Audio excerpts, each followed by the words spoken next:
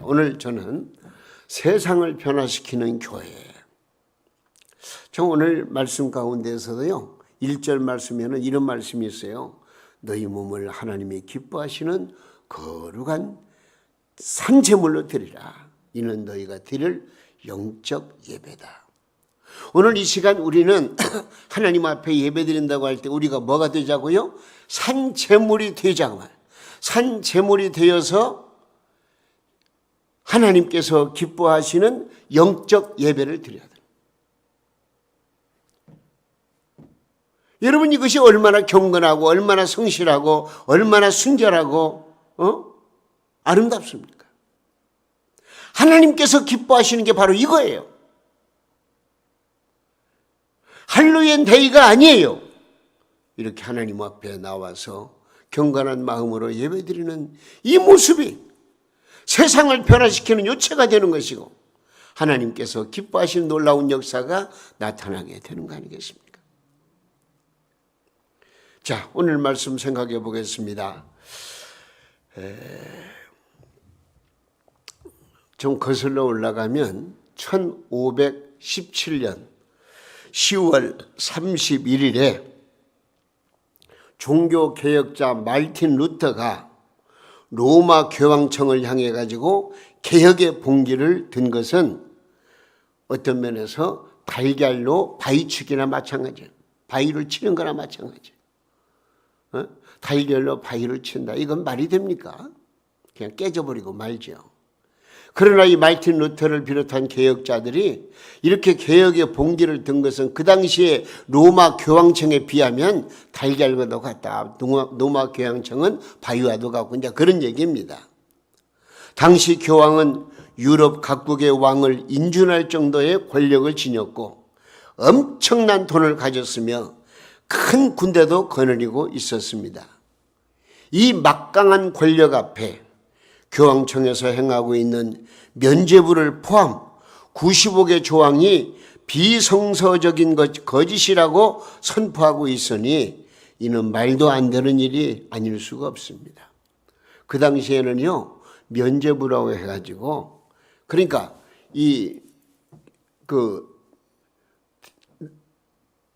로마 교황청 또 이 베드로 대성당을 지키기 위해서는 자금이 필요하잖아요. 그래서 자금을 모으는 방법이 바로 이 속죄권을 판매하는 거예요. 그래서 헌금을 하라는 거죠. 당신들이 헌금을 넣는 그 순간에 연옥에 있는, 그러니까 천주교는요, 천국과 지옥 사이에 연옥이 있다고 그랬어요. 그래서 이 지상에 있는 사람들이 하나님 앞에 헌금을 많이 하면 저 연옥에 있는 중간 지점에 있는 사람이 천국에도 갈 수 있고 그렇지 않으면 지옥에도 떨어지는, 이게 연옥설이거든요. 당신들이 성전 그 건축을 위해서 헌금을 하는 순간 이것이 바로 면죄부를 준다 해가지고 중간에 있던 연옥에 있는 당신의 조상들이 천국으로 올라간다. 뭐 그런 논리를 펴가면서 어쨌든 속죄권을 믿음으로 구원 얻는 것을 이제 어떤 돈을 주고 구원을 사는 그런 행동을, 그런 일을 행했던 거예요. 이거 잘못됐다고. 이래서는 안 된다고. 그래서 이제 말틴 루터나 존 칼빈이나 쥐잉글리 같은 그런 많은 개혁자들이 이런 것들을 개혁하기 위해서 개혁의 봉기를 든 날이 바로 1517년 10월 30일인 것입니다. 자, 이런 일로 인해 가지고 이 말틴 루터는 종교 재판을 받게 돼요. 근데 종교 재판에서 정죄되고 처형을 당할 신세가 되었는데 그 종교 재판을 받는 가운데에도 말틴 루터는 내 주는 강한 성이요 방패와 병기 되시니 큰 환난에서 우리를 구하여 내시리로다. 이 땅에 마귀 들끓어 우리를 삼키려 하나 겁내지 말고 섰거라 진리로 이기리로다. 찬송을 부르면서 재판에 임했다는 그런 기록이 있습니다. 여러분, 이러한 루터를 비롯한 개혁자들의 믿음과 행동의 결단을 통해서 믿음으로 구원받는 진리를 전하는 프로테스탄트 장로교가 시작되었던 것입니다. 그래서 이 종교개혁의 5대 강령이라 하면은요, 5가지를 중점을 두는, 3가지로 하든 5가지를 중점을 두는데, 하나는 오직 성경, 또 2번째는 오직 그리스도, 3번째는 오직 은혜, 4번째는 오직 믿음, 5번째는 오직 하나님께 영광. 이것을 이제 아우르면은요, 우리가 구원받는 것은 우리 어떤 행위나 공적으로 구원받는 게 아니고 오직 주 예수 그리스도를 믿는 믿음으로 우리가 구원받게 되고, 그 구원의 역사가 하나님의 말씀 속에 있으니 하나님의 말씀을 잘 받아서 그 말씀에 순종하면서 하나님께 영광을 드린다. 이제 그런 내용에 아주 그 종교개혁의 그 의미가 바로 거기에 다 실려 있습니다. 오늘은 종교개혁 505주년이 되는 종교개혁 기념주일입니다. 우리는 예배개혁, 교리개혁, 생활개혁을 외쳤던 개혁자들의 정신을 본받아서 제2의 개혁 정신으로 우리의 신앙이 개혁되어야 하겠습니다. 우리가 사는 이 세상은 정치뿐만 아니라 종교계에도 혼란스럽기만 합니다. 사회의 무질서와 혼란은 전염병처럼 넓게 퍼져만 가고 있습니다. 진정 죄악으로 끓고 곪고 썩은 이 사회의 질병을 치료할 명의가 필요합니다. 자신의 생애를 쏟아 바칠 수 있는 영적 지도자가 요구되고 있습니다. 우리에게는 지금 올바른 참된 개혁이 필요합니다. 모든 사람을 하나님의 형상으로 회복해야 할 때가 왔습니다. 인간을 더는 짐승의 수준으로 떨어뜨릴 수가 없는 것입니다. 무언가 대변화와 올바른 개혁을 현대인들은 바라고 있습니다. 그런데 바르고 참된 개혁은 가장 먼저 우리 기독교인들이 하나하나가 하나님 앞에서 거듭나야 되겠습니다. 우리 하나하나가 거듭나는 것은 어디에서 이루어져야 되느냐? 하나님의 교회에서. 그 교회가 바른 개혁을 통해서 거듭나고 새롭게 변화되고, 교회가 변화되면 우리 한국교회가 변화되고, 한국교회가 변화됐을 때에 나라와 민족의 엄청난 놀라운 하나님의 은혜의 역사가 나타나게 되는 것입니다. 그래서 오늘 우리는 하나님께 기도할 것은, 하나님 먼저 내 자신을 변화시켜 주시고 우리 교회가 변화되게 하시고 우리 한국교회가 좀 달라지게 하시고, 그래서 하나님의 놀라운 영광을 드러낼 수 있는 축복이 임하게 해달라고 하나님 앞에 기도하는 마음으로 오늘 말씀을 드려야 되겠습니다. 이는 한마디로 지금까지의 자기 중심적인 생활을 깨끗하게 청산하고 하나님께서 요구하시는 신령한 생활을 해 나가야 되겠다는 것입니다. 그래서 오늘 저는 본문 2절 말씀을 아주 귀하게 여기고 이 말씀을 참 통해서 우리 교회가 좀 변화되어야 되겠다는 그런 믿음을 가졌습니다. 우리 한번 읽어보겠습니다. 2절입니다. 너희는 이 세대를 본받지 말고 오직 마음을 새롭게 함으로 변화를 받아 하나님의 선하시고 기뻐하시고 온전하신 뜻이 무엇인지 분별하도록 하라.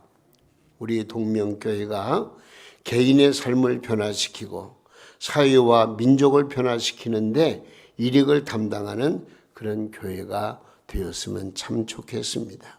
그러면 삶을 변화시키는 교회는 어떤 교회일까? 오늘 3가지로 말씀을 정리했습니다. 먼저는 하나님의 말씀으로 무장하여 한 영혼을 살리는 그런 교회. 하나님의 말씀으로 무장해서 한 영혼을 살리는 교회가 세상을 변화시키는 교회예요. 삶을 변화시키는 교회가 되는 겁니다. 교회는 병을 고치지만 그렇다고 병원은 아닙니다. 교회는 가난한 자에게 구제는 하지만 그렇다고 자선단체는 아닙니다. 불의를 배격하고 정의를 강하게 외쳐대지만 교회는 이념단체가 아닙니다. 교회는 예수 그리스도 안에서 생명을 나누는 곳입니다. 할렐루야. 그런데 이 생명은 진리로부터 오는 것입니다. 진리는 예수 그리스도의 말씀입니다. 교회가 말씀 위에 서 있을 때에 죽은 영혼들에게 생명이 전달되는 것이죠. 그래서 요한복음 8장 31절 이하의 말씀에 이런 말씀이 있어요. 너희가 내 말에 거하면 내 제자가 되고 진리를 알지니 진리가 너희를 자유하게 하리라. 오늘날 우리 사회는 육신의 양식이 없어 죽어가는 것이 아닙니다. 영혼의 양식을 공급받지 못해가지고 죽어가는 것이 현실입니다.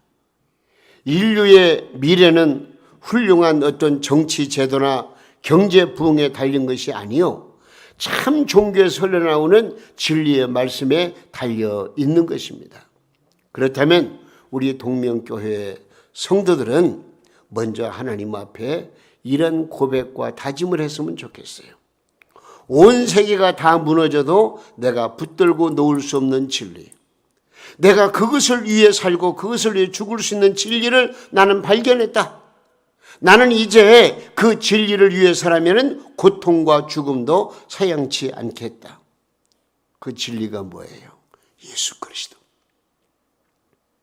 하나님의 놀라운 은혜로 말미암아 이루어지는 하나님의 위대한 역사, 하나님의 말씀, 이 진리의 말씀을 붙들고 나가는 것이 얼마나 중요한가 하는 것입니다. 아무리 사회가 썩고 정치판이 부정부패로 얼룩졌어도 하나님의 교회에서 진리의 말씀이 샘물처럼 솟아오르기만 한다면 이 사회를 변화시킬 수가 있는 줄로 믿습니다. 하나님의 교회는 한 영혼을 살리는 생명보험회사가 되어야 됩니다. 하나님은 여러분 하나하나의 생명을 귀하게 여기시고 계십니다. 그렇다면 내 생명이 귀하면 남의 생명도 똑같이 귀한 것입니다.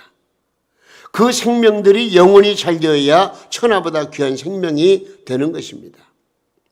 여러분, 예수님께서는 우리에게 우리 인생을 가르쳐서 천하보다 귀한 생명이라고 말씀하셨는데 아무나 다 귀한 생명이 아니에요.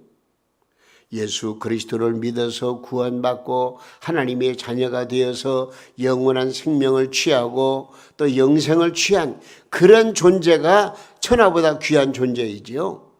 예수도 안 믿고 불신앙 세계에서 그저 그럭저럭 한평생 살다가 죽으면 그게 무슨 가치가 있어요? 지옥에 떨어지고 마는데요. 정말 오늘 이 자리에 참여한 여러분들이야말로 천하보다 귀한 생명들이 아닐 수가 없습니다. 왜? 하나님의 은혜로 예수 그리스도 안에서 구원받은 존재이기 때문에 그렇습니다. 여러분, 하나님은 여러분의 하나하나의 생명을 귀하게 여기시는 것입니다. 그렇다면 우리는 내 생명도 귀한 줄 알면 아직도 주님을 알지 못하는 불쌍한 영혼들에게 하나님의 복음을 전해서 그들도 주님 앞에 나오도록 인도하는 그런 사명을 하나님이 나에게 주셨다는 것을 깨달을 때는 내가 가만히 앉아 있을 수가 없죠. 어떤 방법을 통해서라도 그들에게 복음을 전해서 주님 앞으로 인도되고 예수 그리스도의 생명적 은총을 공급받고 예수 안에서 구원받은 놀라운 역사가 일어나도록 우리가 그 일에 최선을 다해야 되는 거예요. 여러분, 우리는 세상을 변화시키는 교회가 되기 위해서는요, 내 자신이 하나님의 말씀으로 무장해서 한 영혼이 불쌍한 줄 알고 그들에게 복음을 전해서 그들도 주님 앞으로 인도되어 나와 예수 믿고 구원받는 그런 놀라운 역사를 이루어가는 것이 가장 기본적으로 중요한 일이라는 것을 우리는 알아야 되겠습니다.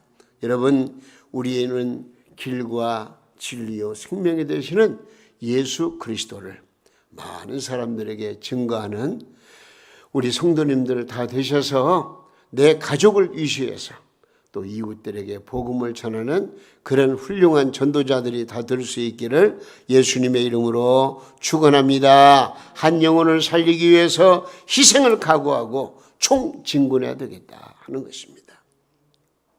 또 한 가지, 그리스도의 사랑을 힘입어서 평화를 창조해가는 교회입니다. 사람들이 가장 갈망하는 것이 있다면 사랑과 평화입니다. 그런데 사람들은 힘의 균형을 통하여 평화를 유지해 보려고 합니다. 그러나 힘을 바탕으로 하는 평화는 불안과 헛된 미봉책에 불과합니다. 참된 평화는 그리스도의 십자가 사랑 앞에서 자기 자신을 발견하는 데에서부터 출발해야 되는 것입니다. 그리스도의 십자가는 용서와 희생의 십자가인 것입니다. 의심과 염려와 미움과 증오 같은 못된 버릇이 자신의 마음의 평화를 빼앗아가고 있음을 깨닫고 예수 그리스도 앞에서 진정으로 회개하고 우리 주님의 십자가를 붙들고 십자가에서 나오는 우리 주님의 용서와 사랑과 용서를 내가 공급받고 나도야 내 생활 속에서 많은 사람들에게 그 사랑을 증거하고 그 사랑을 나타내는 그런 삶이 필요하다고 하는 것입니다. 자기 계획을 이루는 사람만이 남에게 계획의 파도를 일으킬 수가 있습니다. 우리 동명교회는 사랑과 평화에 굶주린 사람들이 나와서 예수 그리스도의 십자가 사랑을 느끼고 맛보는 구원의 우물이 되어야 합니다. 교회는 서로 싸우던 사람이 우리 교회에 들어와서 그리스도의 사랑으로 녹아지며 화해와 일치를 이루는 평화의 동산이 되어야 하는 것입니다. 우리 주님은 우리에게 화목하는 직책을 주셨습니다. 우리 성도들끼리는 말할 것도 없고 내 가족, 내 이웃들과의 관계 속에서 우리는 화목하게 하는 직분을 하나님께로부터 받았다는 것을 우리가 생각해야 됩니다. 고린도후서 5장 18절 말씀 보니 이렇게 되어 있어요. 모든 것이 하나님께로서 났으며 그가 그리스도로 말미암아 우리를 자기와 화목해 하시고 또 우리에게 화목하게 하는 직분을 주셨다 그랬습니다. 마태복음 5장 9절 말씀에는 뭐라고 그랬어요? 화평케 하는 자는 복이 있나니 그들이 하나님의 아들이라 일컬음을 받을 것이며 우리가 하나님의 자녀가 되고 예수 그리스도로 말미암아 구원받은 백성이 되었다면요, 우리는 가장 먼저 사랑을 베풀고 화목한 삶을 주도해 나가는 그런 진실한 성도의 삶이 필요하다고 하는 것입니다. 하늘의 평화의 빛이요 우리의 더러운 증오의 마음을 비춰주셔서 피 흘리신 십자가의 사랑이요 우리의 상처난 심령을 감싸 주옵소서. 능력의 성령 하나님이여 힘이 없고 무력한 나를 바로 세워 주옵소서. 우리 동명교회가 삶을 변화시키는 교회가 되기 위해서는 저와 여러분 모두가 다 그리스도의 사랑으로 충만해서 평화를 창조해 갈 수 있도록 여러분 모두가 다 주 예수 그리스도 안에서 사랑을 머금고 피스메이커가 돼요. 피스메이커란 말이 무슨 말? 사랑을 만들어가는 사람이 돼요. 평화를 만들어가야 돼요.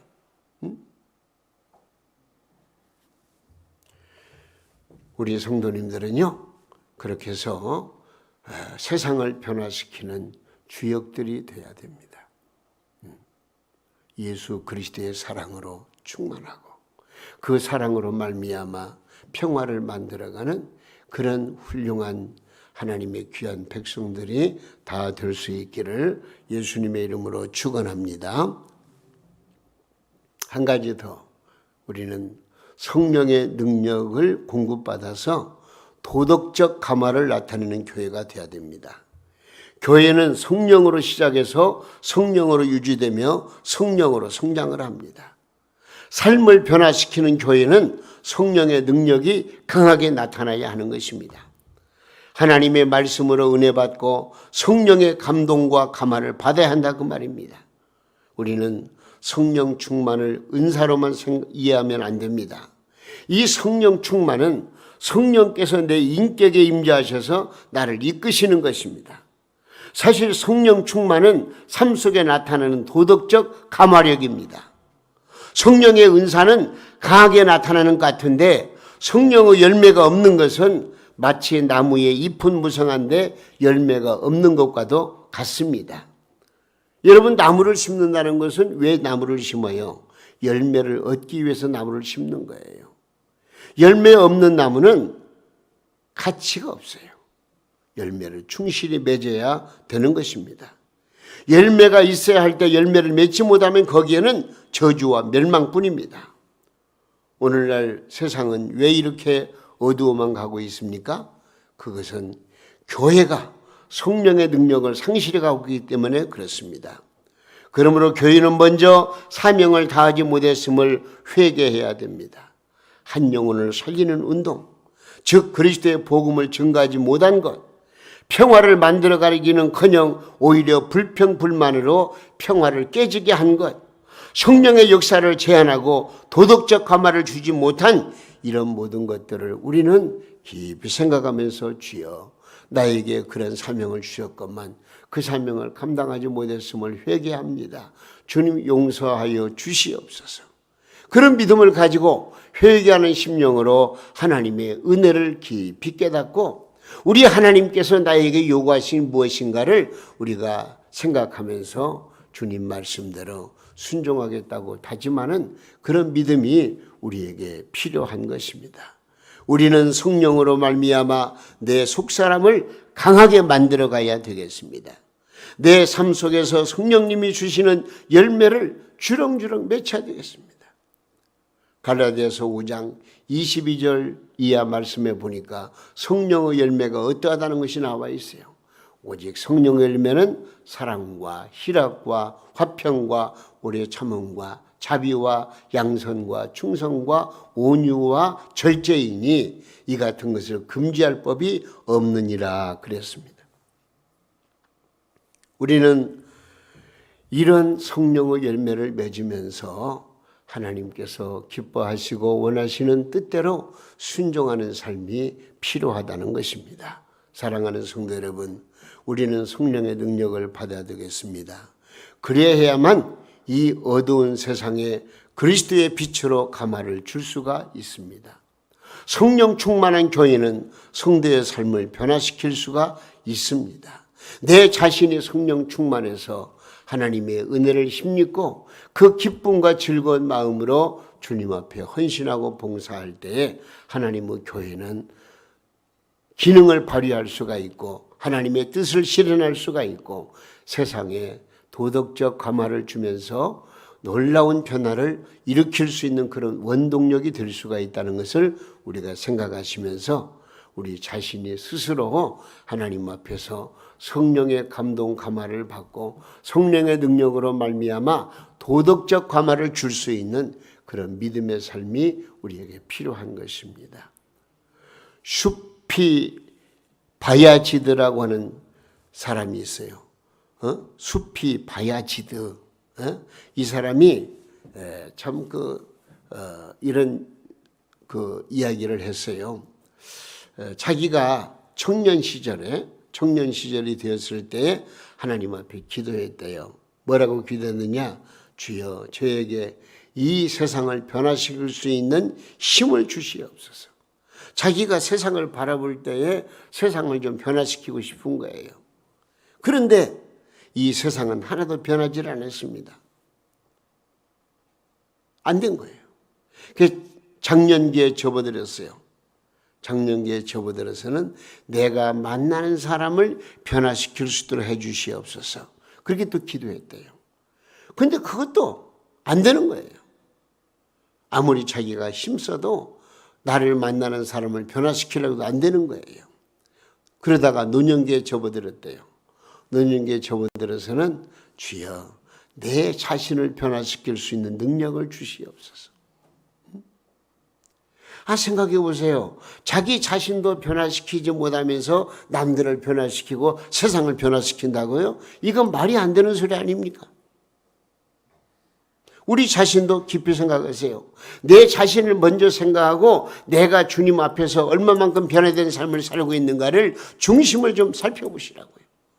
그리고 내 자신이 변화된 다음에 하나님의 교회가 변화를 통해서 세상에 복음을 전하고 사랑을 전하고 도덕적 과마를 주고 그렇게 해서 이 세상을 변화시키는 일, 이익을 담당해야 되지 않겠는가 하는 것입니다. 내 자신도 변화시키지 못하는 자가 어떻게 남을 변화시키고 세상을 변화시킬 수 있냐 그 말입니다. 먼저 내 자신이 변화될 때 내 이웃이 변화되고 세계가 변화될 것이 아닌가 하는 것을 우리가 생각해 보면서 오늘 이 시간 세 가지입니다. 내가 하나님의 말씀으로 무장해서 한 영혼들에게 복음을 전하는 복음의 메신저가 되어야 되겠다. 내가 예수 그리스도의 사랑을 내 마음속에 품고 모든 사람들 앞에서 화평을 만들어가는 피스메이커가 되어야 되겠다. 내가 정말로 성령의 능력을 받아서 도덕적 감화를 나타내고 그렇게 해서 이 세상이 좀 뭔가 달라지는 그런 놀라운 하나님의 위대한 역사 속에 우리 동명교회가 내 자신이 헌신하고 봉사되지 않겠는가 하는 그런 말씀을 이 종교개혁주일에 우리가 생각해 보게 되는 것입니다. 오늘 이 시간 모두 두 손을 모으시고 오늘 말씀을 깊이 생각해 보시기 바랍니다. 너희는 이 세대를 본받지 말고 오직 마음을 새롭게 함으로 변화를 받아 하나님의 선하시고 기뻐하시고 온전하신 뜻이 무엇인지 분별하도록 하라는 이 말씀을 우리가 생각해 보면서 우리는 내 자신이 변화되기 위해서 이렇게 한번 다짐해 보시기를 바랍니다. 주여, 그동안은 주님을 위해서 희생하는 것을 즐거워하지 않았습니다. 그러나 이제는 주님을 위해서 희생할 것을 다짐합니다. 주여, 그동안은 십자가를 짊어지고 고생하는 것이 싫었습니다. 그러나 이제는 내 몫의 십자가를 짊어지고 주님을 따르겠습니다.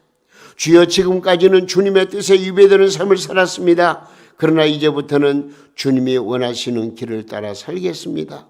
주여, 이 생명에도 진리와 사랑과 성령의 능력으로 채워져 하나님의 마음에 꼭 드는 청직의 사명을 다하게 하여 주시옵소서. 이런 마음을 가지고 하나님의 뜻을 실천해 나갈 때에 하나님께서 우리와 함께 하실 줄로 믿습니다.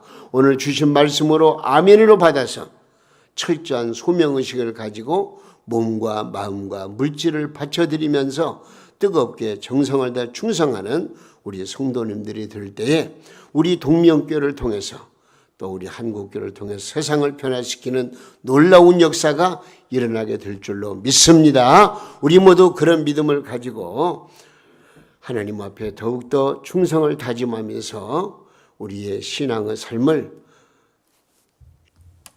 아름답게 만들어 나가는 우리 성도의 모습이 되시기를 바랍니다. 기도하시겠습니다.